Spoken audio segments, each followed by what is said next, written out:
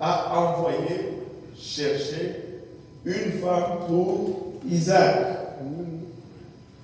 Allô?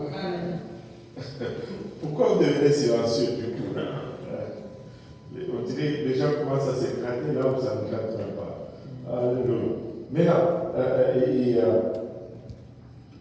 Maintenant, c'est quelque chose de particulier ici. On va lire un peu ce passage. Genèse 24. Amen. À partir du premier verset. Abraham était vieux, avancé en âge, et l'Éternel avait béni Abraham en toutes choses. Abraham dit à son serviteur le plus ancien de sa maison, l'intendant de tous ses biens, mais je te prie ta main sous ma cuisse, et je te ferai jurer par l'Éternel, le Dieu du ciel et de la terre, de ne pas prendre pour mon fils une femme parmi les filles des Cananéens au milieu desquels j'habite, mais d'aller dans mon pays et dans ma patrie pour prendre une femme pour mon fils Isaac. Le serviteur lui répondit, peut-être ta femme ne voudra-t-elle pas me suivre dans ce pays-ci? Devrais-je mener ton fils dans le pays d'où tu es sorti? Abraham lui dit, garde-toi d'y mener mon fils. L'Éternel, le Dieu du ciel, qui m'a fait sortir de la maison de mon père et de ma patrie, qui m'a parlé et qui m'a juré en disant, je donnerai ce pays à ta postérité, lui-même enverra son ange devant toi. Et c'est de là que tu prendras une femme pour mon fils. Si la femme ne veut pas te suivre, tu seras dégagé de ce serment que je te fais faire. Seulement, tu n'y mèneras pas mon fils. Le serviteur mit sa main sur la cuisse d'Abraham, son Seigneur, et lui jura d'observer ces choses. Le serviteur prit 10 chameaux parmi les chameaux de son Seigneur et il partit. Ayant à sa disposition tous les biens de son Seigneur, il se leva et alla en Mésopotamie à la ville de Nacor. Il fit reposer les chameaux sur leurs genoux hors de la ville, près d'un puits, au temps du soir, au temps où sortent celles qui vont puiser de l'eau. Et il dit, Éternel, Dieu de mon Seigneur Abraham, fais-moi, je te prie, rencontrer aujourd'hui ce que je désire, et use de bonté envers mon Seigneur Abraham. Voici, je me tiens près de la source d'eau, et les filles des gens de la ville vont sortir pour puiser de l'eau. Et la jeune fille à laquelle je dirai, penche ta cruche, je te prie pour que je boive, et qui répondra, bois, et je donnerai aussi à boire à tes chameaux, soit celle que tu as destinée à ton serviteur Isaac, et par là, je connaîtrai que tu uses de bonté envers mon Seigneur. Il n'avait pas encore fini de parler que sortit sa cruche sur l'épaule Rebecca, née de Bethuel, fils de Milca, une femme de Nacor, frère d'Abraham. C'était une jeune fille très belle de figure, elle était vierge et aucun homme ne l'avait connue. Elle descendit à la source, remplit sa cruche et remonta. Le serviteur courut au-devant d'elle et dit, laisse-moi boire, je te prie, un peu d'eau de ta cruche. Elle répondit, bois, mon Seigneur. Et elle s'empressa d'abaisser sa cruche sur sa main et de lui donner à boire. Quand elle eut achevé de lui donner à boire, elle dit, je puiserai aussi pour tes chameaux, jusqu'à ce qu'ils aient assez bu. Et elle s'empressa de vider sa cruche dans l'abreuvoir et courut encore au puits pour puiser, et elle puisa pour tous les chameaux. L'homme la regardait avec étonnement et sans rien dire, pour voir si l'Éternel faisait réussir son voyage pour nous. Waouh! Faisons une pause. Quelle matière! Avez-vous relevé tout ce que j'ai relevé dans ce passage? Il y a tellement de la viande là-dedans. Alléluia. Tellement de la viande. Écoutez, la Bible nous dit, Abraham fait venir son serviteur et lui dit, ben, tu vas aller chercher une femme pour mon fils. Amen. Et ne viens pas les chercher parmi les étrangers. Tu vas les chercher parmi les miens. Le premier principe est établi ici. Tu sais, tu peux le voir à travers toute la parole de Dieu. Dieu a toujours demandé à son peuple de ne pas se mélanger avec ceux qui ne sont pas un peuple. Constamment. Pasteur, j'ai trouvé cet homme, mais il est musulman, il m'a dit qu'il va me laisser aller à l'église. Moi, je ne suis pas là-dedans. Oh, pasteur m'empêche de me marier. Non, moi, je ne t'empêche pas de te marier. Mais je ne veux pas participer à une chose que je vois que la main de Dieu n'est pas dedans. Alors, tu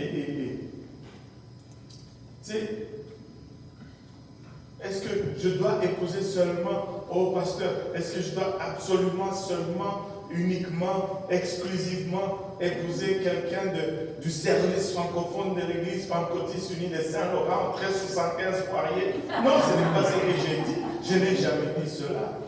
Il est question de la foi. Je veux, tu ne peux pas te mettre sous le même joug avec un incrédule ou avec un non-croyant. C'est dangereux. Tu vas y perdre. 90% de cas, c'est toujours le chrétien qui perd sa marche avec Dieu.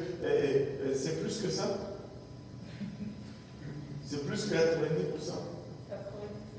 99,9% des cas, j'étais même un peu gentil, c'est toujours les chrétiens ou la chrétienne qui perd sa marche avec Dieu et qui va finir en ne servant pas Dieu.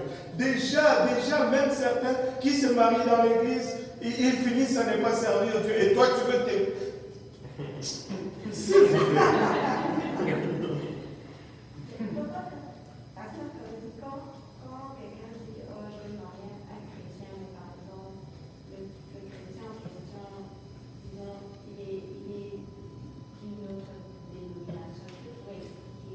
Dénomination, ça ne me dit rien. Parce que dénomination, c'est très large. Moi, il est question de doctrine et non de dénomination. Oh non, c'est pas chrétien. Dans le sens où la personne, par exemple, dit oh, je vais marier un chrétien, mais. Vous allez vous battre. Ce n'est pas différent que de marier un musulman. Non, mais je réponds à cette question qui n'est pas de toi. Vous allez vous battre. Vous allez vous battre. Quand vient le temps de la doctrine, vous allez vous battre. Quand vos enfants vont vouloir se baptiser, là, on va le faire au nom de Jésus, au nom du Père et du Fils et du Saint-Esprit. Alors, vous allez aller à quelle église?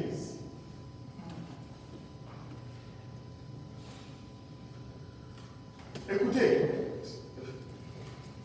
je suis fatigué, moi, que les gens m'accusent, me disent. Moi, je dis ce que la parole de Dieu dit. Et puis le reste, là, je m'en fiche. Honnêtement, la parole de Dieu nous met en garde contre ces choses. Si tu veux le prendre, prends-le, vis-le et mets cela en pratique. Mais si tu ne veux pas le prendre, c'est ton choix. C'est ton choix. Mais tu sais, est-ce que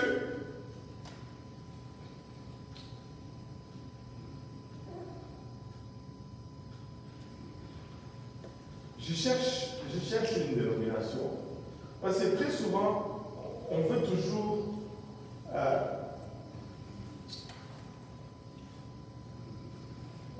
chercher une raison pour faire ce qu'on a envie de faire. Mais déjà, dès le départ, quand on cherche une raison, c'est parce qu'on sait qu'il y a un guide sur roche. Sinon, on ne va même pas se poser la question.